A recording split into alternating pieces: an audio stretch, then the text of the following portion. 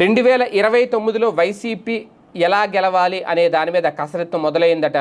అయితే జగన్మోహన్ రెడ్డి గారు ఒకప్పుడు ఐప్యాక్ సహకారంతోనే ఆయన అధికారంలోకి వచ్చారనేది 2019లో అధికారంలోకి వచ్చిన తర్వాత రిషి నాయకత్వంలో ఐప్యాక్ టీం అయితే పనిచేసింది. అయితే 2024లో రిషిరాజ్ సింగ్ టీం వైసీపీని గెలిపించలేకపోయింది సరికదా 11 స్థానాలకు పడిపోయేలా చేసింది.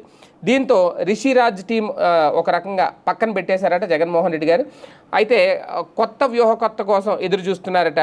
ఈ నేపథ్యంలోనే ఒక ఇద్దరిని, అంటే కొత్త వ్యూహకర్తల్లో అతడు లేదా ఆమె ఇద్దరిలో ఎవరో ఒకళ్ళు వచ్చే అవకాశం ఉంది అట. అయితే గతంలో తెలంగాణలో కాంగ్రెస్ పార్టీకి విజయం సాధించి పెట్టిన సునీల్ కనుగోలు ఎవరైతే ఉన్నారో ఆయన మీద ఇప్పుడు ఫోకస్ పెట్టారట. ఆయన ఇప్పుడు రేపు అధికారంలోకి రావడం కోసం ఆయన వ్యూహాలు ఎంతవరకు పనికొస్తాయని ఆలోచిస్తున్నారట. ఎందుకంటే బలమైన కేసీఆర్ సర్కార్ని తెలంగాణలో గద్దె దించడం వెనక ఆయన స్ట్రాటజీ ఉంది అని చెప్పి అంతా నమ్ముతారు. ఇక ఆయన్నే ఇప్పుడు జగన్ రప్పించబోతున్నారు అనేది, ఆయన అయితేనే వైసీపీని ఒడ్డున పడేసే కొత్త వ్యూహాలను సిద్ధం చేస్తారు అని చెప్పి బలంగా నమ్ముతున్నారట.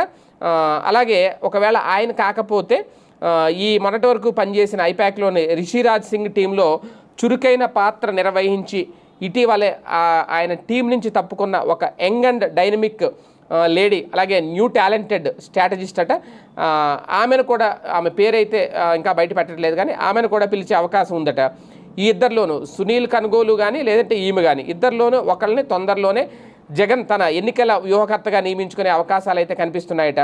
ఏపీలో ఏడాదిలోనే టీడీపీ కూటమి మీద ప్రజల్లో వ్యతిరేకత మొదలైందని చెప్పి వైసీపీ అధినాయకత్వం బలంగా భావిస్తుంది. జమిలీ ఎన్నికలు ఎలాగా పక్కాగా జరుగుతున్నాయని అర్థమైపోయింది కాబట్టి 16 రాష్ట్రాలకైనా జరుగుతాయని 2029లో అనుకుంటున్నారు. కాబట్టి ఇప్పుడు సునీల్ కనుగోలుని తన పక్కన తెచ్చిపెట్టుకోబోతున్నారా జగన్మోహన్ రెడ్డి అనేది వేచి చూడాల్సిన అంశం.